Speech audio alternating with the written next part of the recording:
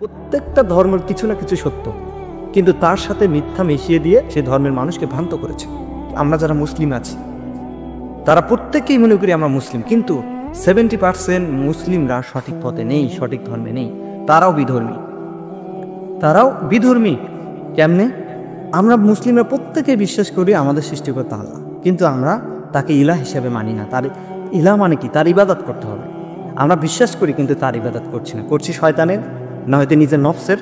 মানুষকে এমন কোনো সম্মান দেয়া যাবে না যে মানুষ যতটুকু সম্মান পাওয়ার ততটুকু দিতে হবে। 70% মুসলিমরা তারা বিধর্মী। 70% প্রত্যেকটা ধর্মের সত্য আছে, প্রত্যেকটা ধর্মের কিছু না কিছু সত্য, কিন্তু তার সাথে শয়তান মিথ্যা মিশিয়ে দিয়ে সে ধর্মকে ভ্রান্ত করেছে, সে ধর্মের অনুসারীদেরকে ভ্রান্তর দিকে নিয়ে গেছে।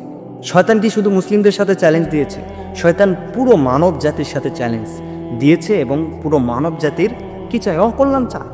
শুধু মুসলিমের অকল্যাণ চায় না, শয়তান হিন্দু, বৌদ্ধ, খ্রিস্টান যত ধর্মাবলম্বী আছে প্রত্যেকের শয়তান অমঙ্গল চায়। প্রত্যেকের শয়তান কি চায়? প্রত্যেককে চায় শয়তান জাহান্নামে নিয়ে যায়। আমাদের ধর্মের অধিকাংশ লোক দেখেন বিভিন্ন গ্রুপে বিভক্ত, আমাদের এই মুসলিমরা বিভিন্ন দলে বিভক্ত। এটাই শয়তানের সফলতা। 30% যারা আছে কোরআন এবং রাসূলের হাদিসের উপরে যারা প্রতিষ্ঠিত, এরা হচ্ছে সঠিক পথের অনুসারী। অ্যান্ড দেন এর বাইরে বিভিন্ন দল আছে, বিভিন্ন দল মুসলিমদের মধ্যে, এরা সঠিক মুসলিম নয়, এরা মুসলমান নয়, এরা বিধর্মী। যদি বিধর্মী নাই হয় তাহলে আমি মনে করব খ্রিস্টানরাও তাহলে মুসলিম। কেমনে? তারা আল্লাহকে সৃষ্টিকর্তা হিসেবে মানে, কিন্তু আল্লাহ সৃষ্টিকর্তা হিসেবে মানলেও আল্লাহর পুত্র হিসেবে মানে কাকে? ওর সাথে এক করে নিয়েছে কি? আল্লাহর পুত্র হিসেবে ঈসা আলাইহিস সালামকে এক করে নিয়েছে। এই যে একটা ভ্রান্ত ঢুকে গেছে তাদের মধ্যে, এই যে একটা মিথ্যা মিশে গেছে সত্যের সাথে। আবার ইহুদিরা তাওরাত কিতাবকে তাদের ধর্মগ্রন্থ হিসেবে জানে, তোরাহ যাকে বলা হয়, কিন্তু তাদের মধ্যে সামান্য ভুল ঢুকিয়ে দিয়ে শয়তান কি করেছে? তাদেরকে ভ্রান্ত করেছে। এবং প্রত্যেকটা মানুষকে, প্রত্যেকটা ধর্মাবলম্বী মানুষদেরকে কি করেছে? সামান্য কিছু ভুল ঢুকিয়ে দিয়ে আলাদা করে দিয়েছে। সঠিক ধর্মের উপর খুব কম লোকই প্রতিষ্ঠিত।